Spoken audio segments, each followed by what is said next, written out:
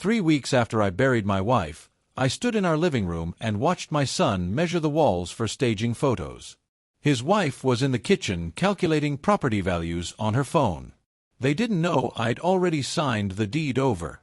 They didn't know about the ranch. They didn't know that while they were planning to put me in a nursing home and split my assets, I was planning the most satisfying disappearing act of their lives. My name is James Morrison. I'm 67 years old. And this is the story of how my dead wife orchestrated the most beautiful revenge from beyond the grave. Before I tell you how my children's greed cost them everything, and how my wife of 43 years planned their downfall from her deathbed, I want to know where you're watching from tonight. Drop your city and state in the comments right now. And if you believe that underestimating a widow who just lost the love of his life is a very dangerous mistake, hit that subscribe button. Because what you're about to hear is one of the most satisfying revenge stories you'll ever witness. Let me paint you the full picture because context matters. I'm James Arthur Morrison, 67 years old. I spent 42 years as a civil engineer designing water treatment systems across the Southwest. My wife Elizabeth was 65 when she passed from heart failure. We'd been married 43 years, raised 2 children, Connor, 41, an investment banker, and Allison, 38, a marketing executive. We also raised my nephew Daniel, 26, a wildlife photographer, after his mother died when he was 7. February 14, 2024. Valentine's Day. Elizabeth died at 4:30 in the morning. I was holding her hand in the cardiac ICU at Phoenix General Hospital, the same place she'd worked as a nurse for 38 years. The funeral was 5 days later at Desert View Church. Standing room only. Elizabeth had touched hundreds of lives. I sat between Connor and Allison in the front pew. Daniel sat on my other side, his hand steady on my shoulder. But what I remember most wasn't the service. It was the reception afterward at our home, a 4-bedroom Spanish colonial in central Phoenix we'd bought in 1987. I was in the kitchen making coffee, hands shaking, when I heard them. Connor and his wife Jessica, talking in the hallway. They didn't know I was there. "The house has to be worth at least $950,000, Jessica said, her voice sharp and calculating. "And you said there are retirement accounts?" "Dad's pension is solid," Connor replied, "clinical as a business deal. Between his pension, Social Security, the 401k, the life insurance, we're looking at significant assets." Significant assets. That's what his mother had become. "We need to talk to him about downsizing," Jessica continued. "This house is way too big for him alone. He should sell, move into assisted living. The market's perfect right now." "Give it a week," Connor said. "Then we'll bring it up. Frame it as concern for his well-being." I stood frozen, Daniel beside me, both of us listening to my son plan my future like I was already dead. Connor didn't give it a week. 3 days later, he showed up with a leather portfolio full of real estate listings. Senior apartments. Assisted living facilities. Retirement communities with names like Sunset Acres and Golden Years Village. "I'm 67, not 90, I said, still in my bathrobe, unable to sleep or eat. "And I'm not going anywhere." "Be realistic, Dad," Jessica chimed in. "This house is 4 bedrooms, 3 baths. The property taxes alone must be $8,000 a year. It's too much for one person." Connor sat down, hands folded. Investment banker pose. "It's not just about managing, Dad. It's about being smart with your assets. You sell now, clear $700,000 after the mortgage. Invest properly, you'd be very comfortable in a nice 2-bedroom condo."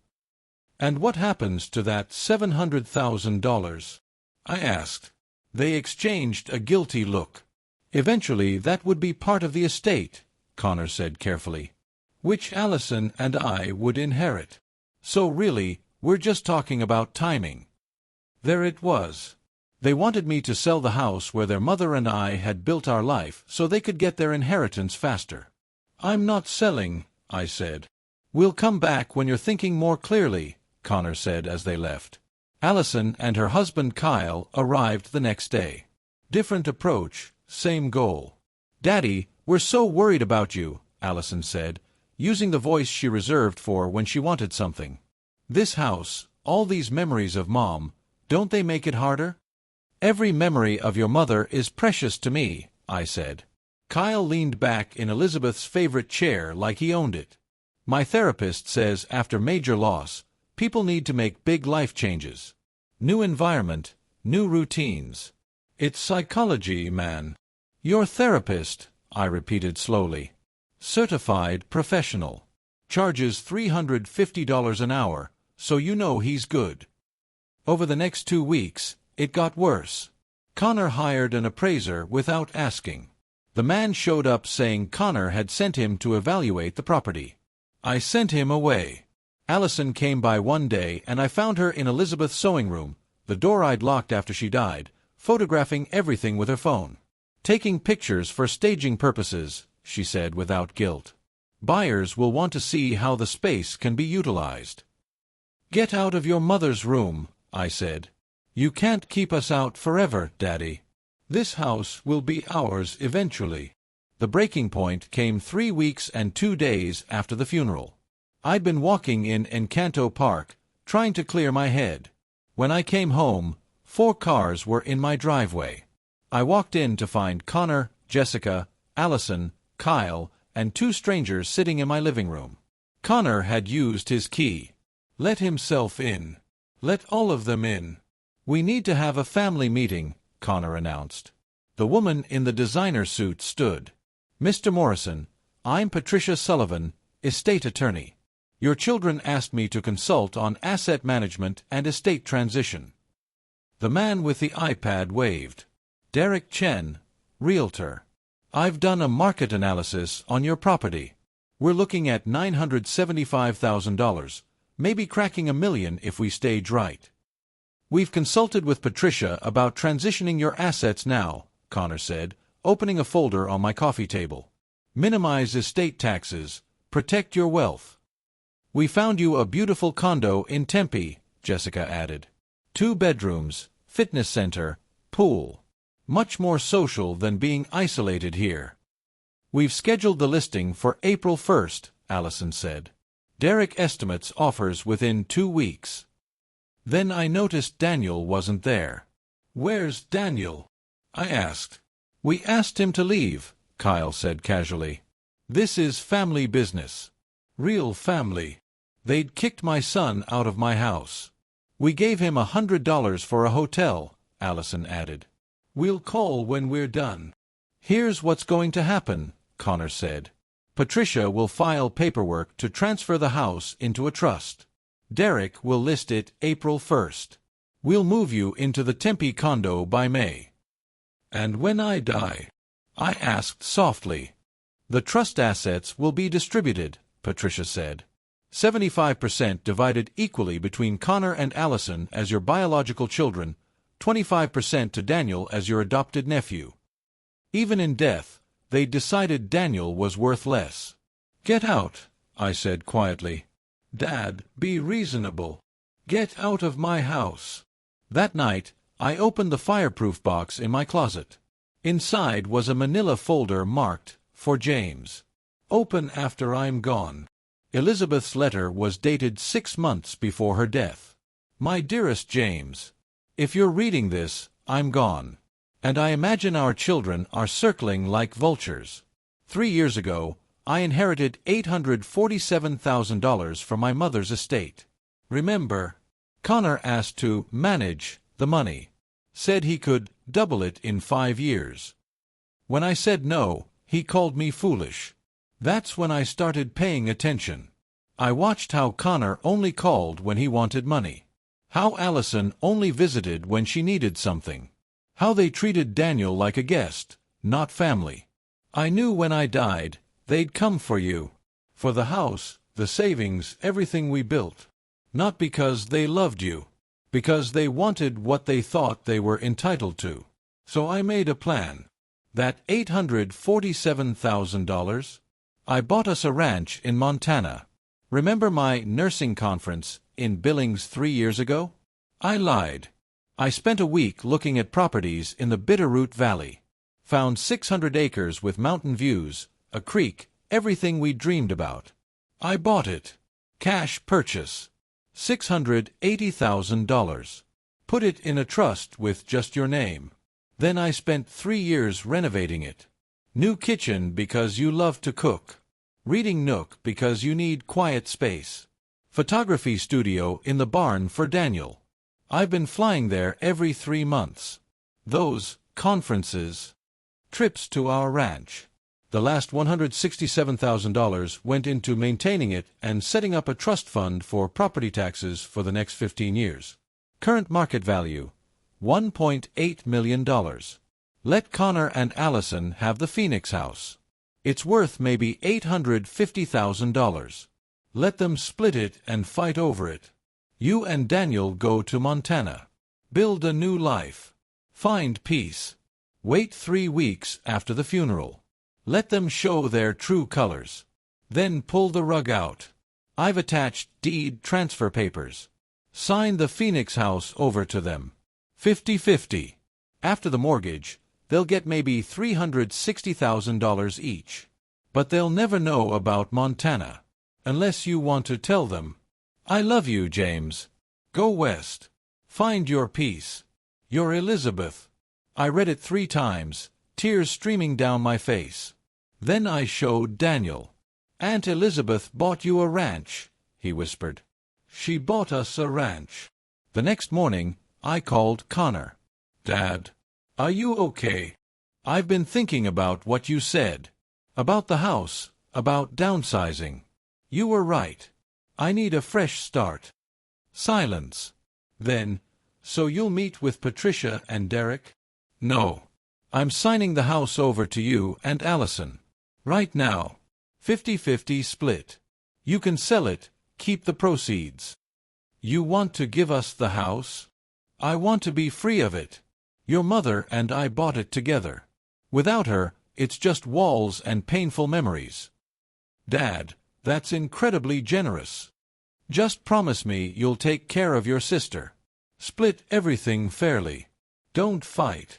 Over the next 2 days, Daniel and I worked like thieves. We rented a storage unit under his name. Started moving everything that mattered. Every photograph of Elizabeth and me. Her jewelry, her nursing books, her half-finished quilts.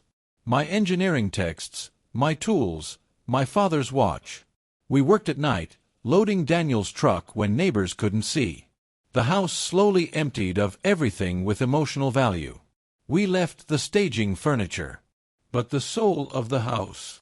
We took that with us. Thursday, I met with the estate attorney Elizabeth had recommended. Margaret Chen. She'd been briefed months ago by Elizabeth's attorney. Mr. Morrison, I'm so sorry for your loss. Elizabeth was incredible. She consulted me last year about this exact situation. She spread documents across her desk. Deed transfers. Quitclaim paperwork. They'll own it outright. 50-50 split. They'll inherit the $120,000 mortgage. After they pay that from sale proceeds, they're looking at roughly $360,000 each. And me. You walk away free and clear. I signed everything. My hand was steady. Margaret pulled out another folder. Elizabeth asked me to give you this after the transfer was signed. Inside was the Montana Ranch property portfolio. Current market value, $1.8 million. Friday afternoon, I invited Connor and Allison over. I've signed the deed transfer. The house is yours. 50-50, just like you wanted. Connor looked emotional. Dad, thank you. Really? Where are you going to go? Allison asked. I'm working on it. Daniel's helping me look at options. When can we list it? Connor asked. Whenever you want. I'll be out by the end of next week. Tuesday evening, movers came to the storage unit. Daniel supervised while they loaded everything. Heading north to a ranch my children didn't know existed. Wednesday morning, Daniel and I left Phoenix for the last time. At the airport gate, My phone rang. Connor. Dad, Derek's at the house taking listing photos. This place is going to sell so fast. That's great, son. Where are you? It sounds loud. Airport. Daniel and I are taking a trip. Where are you going? I looked at Daniel. He grinned. North, I said. We're going north. The flight to Missoula took 3 hours. When I landed, I had 14 missed calls from Connor, 8 from Allison, 23 text messages. Connor's most recent, Dad, where the hell are you? Call me immediately. I called him back. Dad, what is going on? I went by the house and it's completely empty. All the family photos, Mom's jewelry, her nursing books, your stuff, everything is gone. I'm downsizing, remember? I donated most of it. You donated Mom's jewelry? Dad, that stuff has sentimental value. Not to you, I said quietly. To you, it just had dollar value. What does that mean? It means I know exactly what you've been doing for 3 weeks. And I made sure you can't do it anymore. Dad, I don't understand. The house is yours. Sell it, split the money. Consider it your inheritance. Our inheritance? Where are you? I looked at the Montana mountains outside the rental car window. I'm home, I said. We drove to Morrison Ranch. When we came around the last bend, I saw it. 2-story log mansion, wraparound porch, mountain views forever. The property manager, Sarah Whitman, greeted us. Mr. Morrison, welcome home. She gave us the tour. The kitchen with professional appliances. The master bedroom reading nook. The study with floor-to-ceiling bookshelves already filled with books Elizabeth had shipped over the past year. Your wife had these shipped here, Sarah explained. Every book you mentioned wanting to read. She'd built me a library. A whole life. Over the next week, my phone wouldn't stop ringing. Connor and Allison left voicemails that started angry, turned desperate, ended threatening. I didn't respond. Then the texts got frantic. Dad, Derek listed the house. We're getting offers. But we need you to sign paperwork. Where are you? We found out you cleaned out your bank accounts. What are you doing? On day 8, Allison tried a different approach. Daddy, I'm sorry. We were wrong. We were greedy. Please come home. We love you. I typed back, I am home. She called immediately. What does that mean? Where are you? I'm somewhere your mother and I always dreamed about. Somewhere quiet. But where? Dad, please. You're my children when it's convenient. When you need something. When your mother was dying, when I was grieving, where were you? Measuring rooms for staging. Hiring appraisers. We made mistakes. You made choices, Allison. Choices have consequences. 3 weeks later, they found me. I don't know how. But on a Wednesday, Connor's Mercedes and Allison's BMW pulled up the driveway. Daniel and I rode back to the house on horseback. All 4 of them stood staring at the log mansion, the mountains, the 600 acres. Connor's face was pale. Dad, what is this place? This is the ranch your mother bought 3 years ago with her inheritance. Welcome to Morrison Ranch. Mom bought this. With the $847,000 you wanted to invest, Connor. She bought this. Paid cash. Spent 3 years renovating it. Jessica's eyes went wide. This property must be worth $1.8 million, according to the last appraisal. Connor sat on the porch steps, legs giving out. You've been here the whole time. Living the life your mother planned for me. Yes. And you let us sell the house, thinking we'd gotten our inheritance. You did. The Phoenix house. About $360,000 each. That's generous considering how you treated me. But this place is worth millions, Kyle said. Yes. Because your mother left it to me. And to Daniel. Connor's head snapped up. Daniel. Daniel is my son. He'll inherit 50% when I die. You two get 25% each. The math hit them. That's not fair, Jessica said. Connor and Allison are his real children. Real children show up when their father is grieving. Real children don't hire estate attorneys before their mother is cold in the ground. Daniel is more my real child than they've been in 20 years. Silence. Your mother knew this would happen, I said. She knew you'd circle like vultures. So she gave me an escape plan. Allison was crying. Daddy, we're sorry. Are you sorry you treated me like a meal ticket?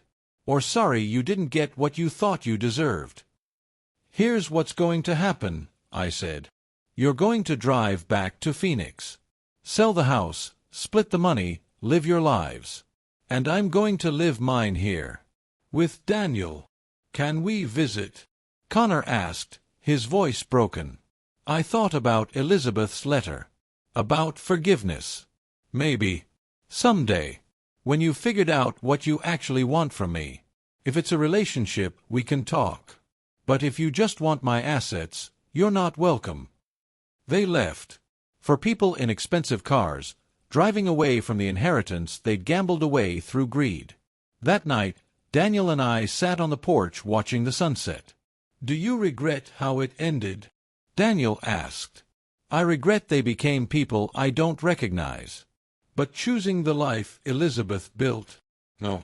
Not for a second. I found her last letter a month later, tucked in her favorite book. My dearest James, if you're reading this, you made it. You're free. I'm so proud. Don't feel guilty. You gave them everything. They chose money over family. Connor called 3 weeks before I died asking for power of attorney over our accounts. Allison came measuring rooms for the vacation house she wanted to inherit. They're broken, my love. Daniel is different.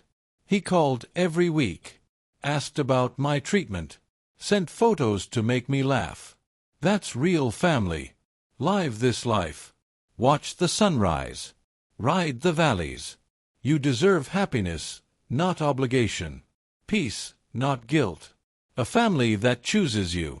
I love you until the stars go dark. Don't waste this gift being sad. You're Elizabeth. I cried.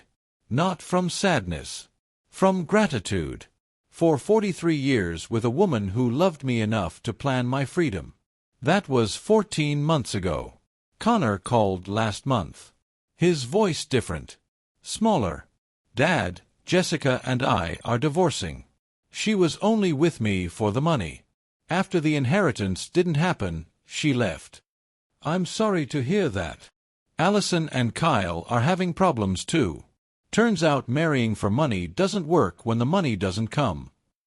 Why are you calling, Connor? Silence. I wanted to say I'm sorry. We were vultures. We were terrible. I appreciate that. Could I come visit? Not for money. Just to talk. See the life Mom built. I thought about Elizabeth. About second chances. Call me next week. We'll figure it out. I don't know if he'll visit. But I left the door open. Because that's what Elizabeth would have done. Tomorrow, Daniel and I are photographing wildflowers. He just landed a National Geographic contract. I'm writing a memoir. Part engineering, part love story. It's a good life. Quiet. Honest. Not the one I expected. But maybe better. Elizabeth always did know best. So that's my story. How my wife orchestrated the most beautiful revenge from beyond the grave. If this gave you chills, if you felt that satisfaction when Connor and Allison realized what they'd lost, smash that like button. Tell me in the comments. Have you ever had to cut toxic family members out? Because sometimes the family you choose is stronger than the family you're born into. Hit subscribe for more stories about justice, revenge, and people who underestimate the ones they should have loved. Remember, never underestimate a man who just lost the love of his life. He's got nothing left to lose. And everything left to gain. Thanks for watching. I'll see you in the next one.